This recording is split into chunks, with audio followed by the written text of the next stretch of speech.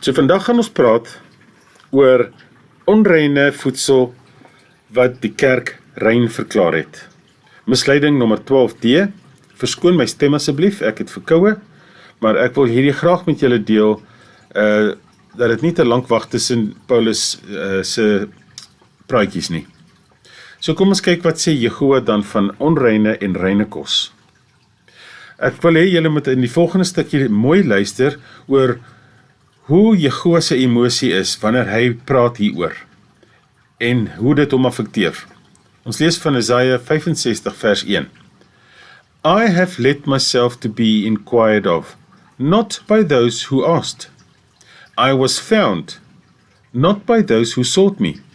I said, here I am, to a nation not calling on my name. Die Christen roep hom nie by sy naam nie. So Jehoa roep die Christen na hom toe.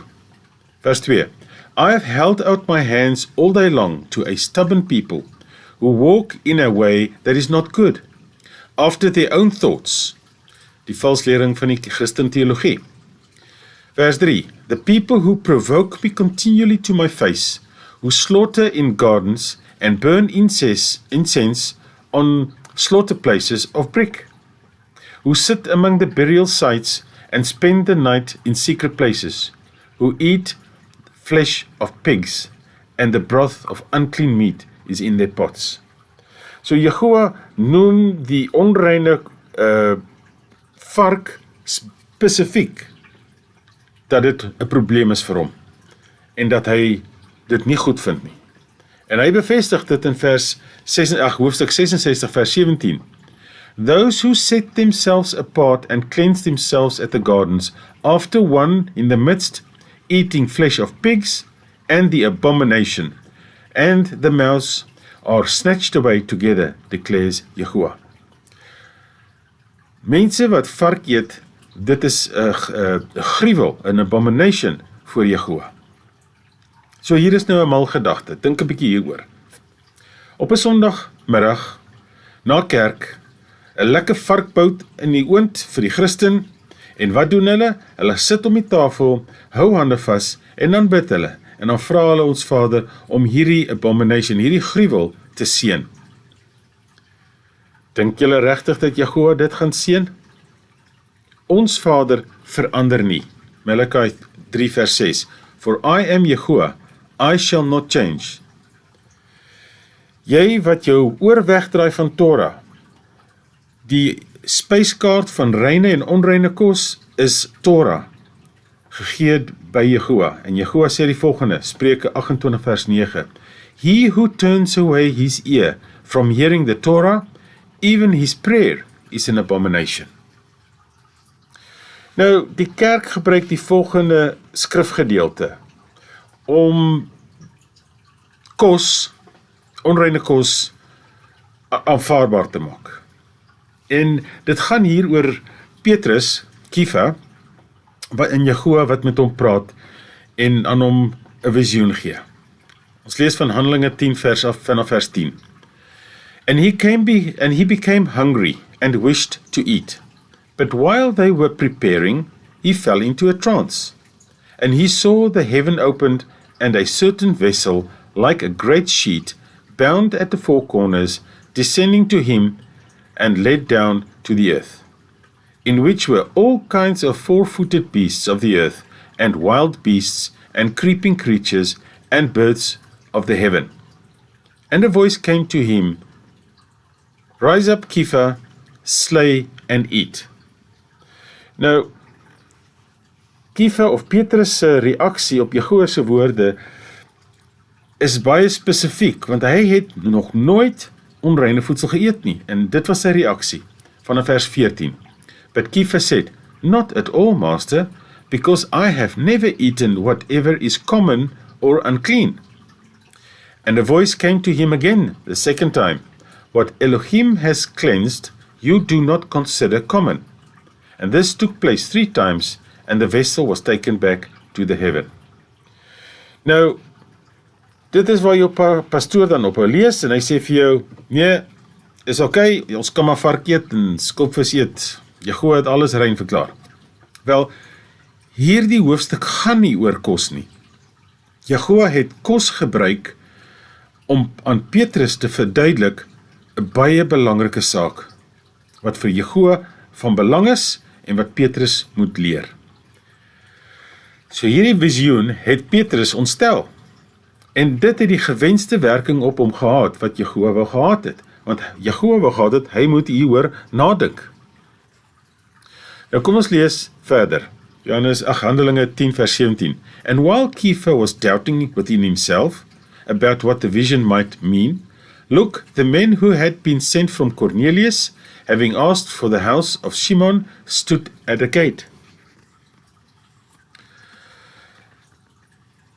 So verder in die hoofstuk gaan ons nou leer waaroor hierdie visie gegaan het. Nou, Cornelius, 'n kaptein in die Italiaanse regiment, was 'n man wat Yeshua gevrees het, en het vir Kepha of Petrus gestuur, dat Petrus hom moet kom leer in die Torah. So kom ons lees aan, vers 28. And he said to them, you know that a Yahudi man is not allowed to associate with or go to one another race, but Elohim has shown me that I should not call any man common or unclean. En dit is die hele punt waaroor hierdie hoofstuk gaan. Die feit is dat Yeshua is Elohim oor die hele mensdom. Maak nie saak watter ras of nasionaliteit jy is nie. Ons lees in Handelinge 10 vers 34 en 35 die volgende, en hier word dit nou mooi verduidelik. And opening his mouth, Kepha said, truly I see that Elohim shows no partiality. Hy gee geen voorkeur aan enige nasie nie. Maar daar is 'n voorwaarde waaraan hierdie kinders van Yeshua moet hou. Vers 35.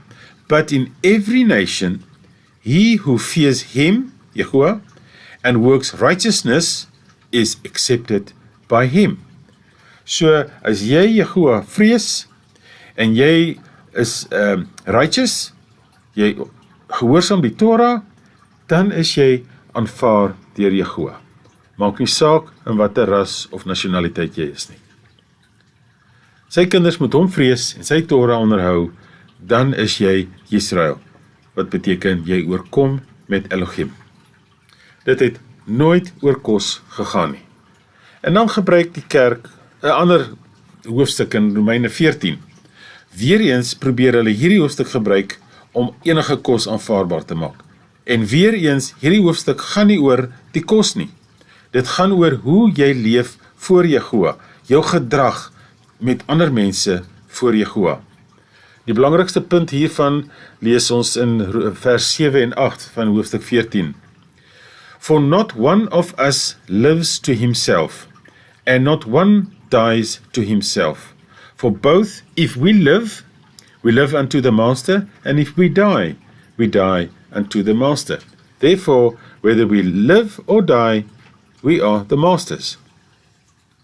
Romeine 14 was die kwessie oor argumente wat veroorsaak is deur diegene wat vleis eet en diegene wat groente eet.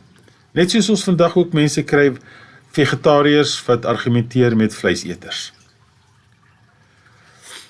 Hierdie hoofstuk gaan oor die vermyding van sulke argumente wat dan hindernis veroorsaak.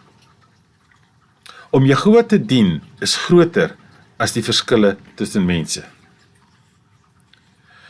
So, ons lees van Romeine 14 vers 2 en ek doen dit van die Restoration Scriptures, want dit verduidelik dit baie mooi, want dit is die sleutel van die hele storie. For one believes he may eat all things. Another who is weak eats only vegetables. Die lys of die spyskaart van voedsel wat Yeshua vir ons gegee het, is skoon, kosher, reine kos. Jy kan dit gaan lees in Levitikus 11, waar Yeshua onderskeid maak tussen rein en onreine voedsel. Varkvleis word nie as kos beskou nie, dis nie kos nie. Net soos 'n hond nie kos is en 'n kat nie kos is nie, is 'n vark nie kos in die oë van Yeshua nie. Want dit is nie op die Yeshua se spyskaart of sy lys van wat hy as voedsel noem nie. So kom ons lees vers 3. Let not him that eats meat Despise him that eats no meat. Dit is waaroor dit gaan. Ek herhaal, let not him that eats meat, despise him that eats no meat, and let not him who does not eat meat judge him that eats meat.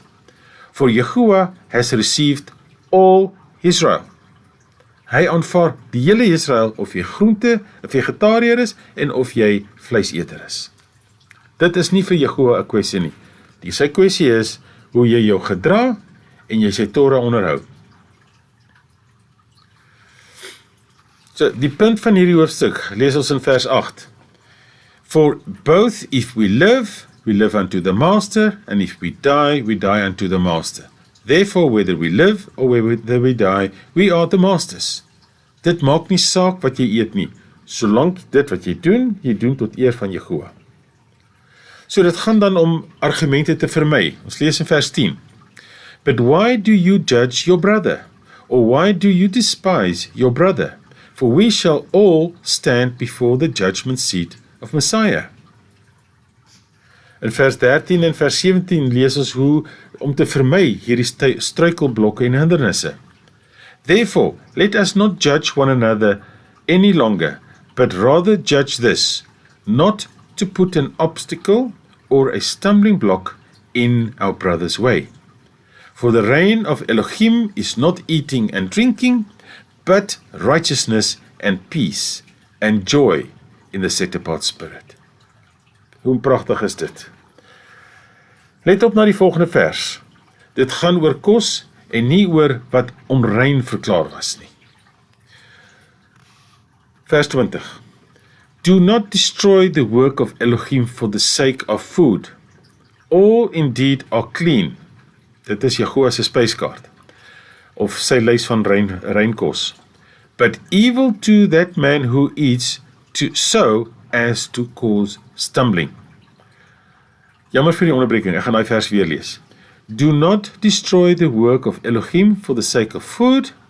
All indeed are clean, but evil to that man who eats so as to cause stumbling. Dit gaan oor die gedrag. Alle kos op Yahuwah se spyskaart is rein. Varkvleis en skopvis is nie op die spyskaart van voedsel nie, maar is onrein. Maar 'n versoeking of 'n struikelblok van die duiwel self. Hy sal dit wil gebruik om argumente te veroorsaak. Dink self, hoeveel kosse is daar in jou supermark, of jou lokale Spar of Checkers, wat varkvleis bevat? Is dit varkvleis amper in alles? Selfs in die omhulsels vir boerewors of gelatine wat hulle insit van 'n vark. Leef vir Yahuwah, gehoorsaam sy woord. Halleluja, Yahuwah.